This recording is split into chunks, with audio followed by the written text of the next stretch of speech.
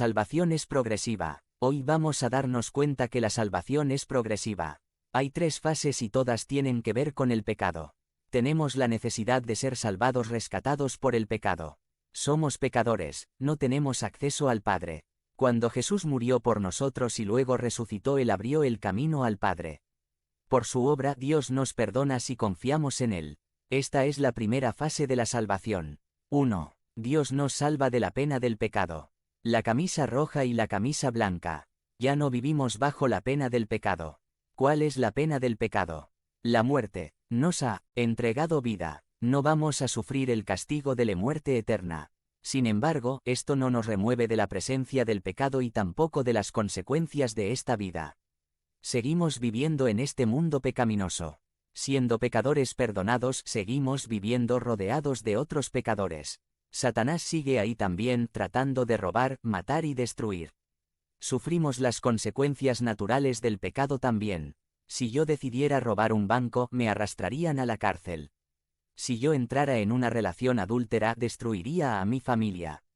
Si usara una aguja compartida para consumir alguna clase de droga, posiblemente me contraería una enfermedad como el SIDA. Sin embargo, ahora por la obra de Jesús en nuestras vidas ya no somos esclavos del pecado. Lo cual significa que podemos vivir para Él. Somos librera para servir a Dios y aún agradarlo. Pero tenemos que ser honestos. Aún siendo librera para agradar a Dios, luchamos con la rebelión. Queremos hacer ciertas cosas que hicimos cuando estábamos esclavos del pecado, pero a la vez tenemos el deseo de agradar a Dios.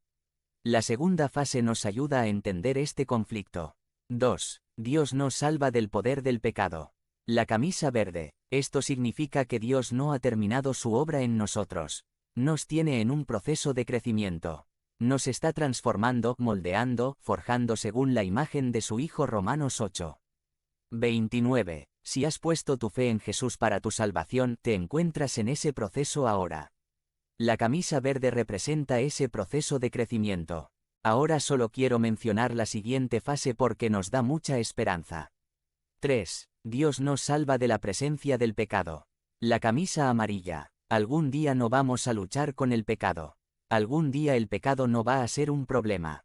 ¿Se pueden imaginar eso? Es difícil imaginar porque nunca hemos experimentado la vida sin el pecado.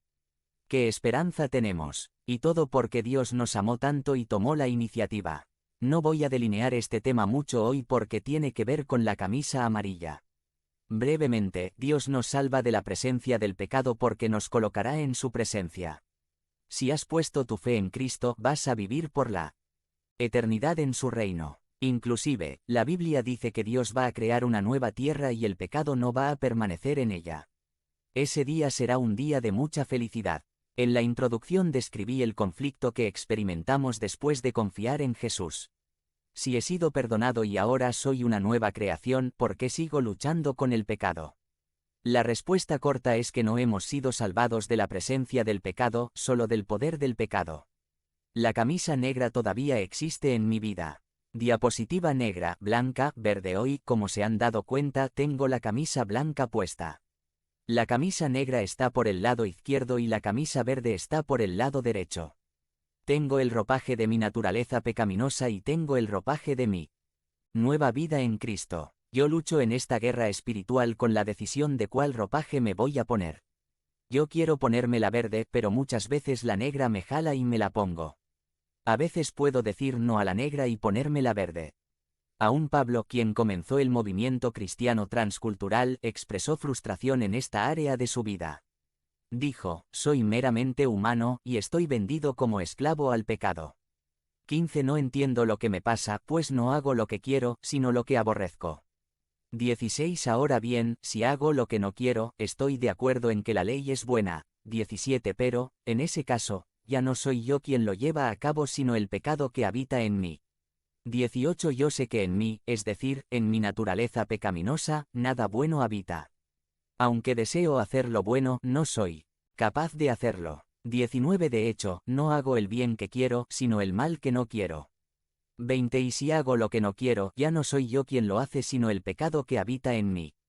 21. Así que descubro esta ley, que cuando quiero hacer el bien, me acompaña el mal. 22. Porque en lo íntimo de mi ser me deleito en la ley de Dios.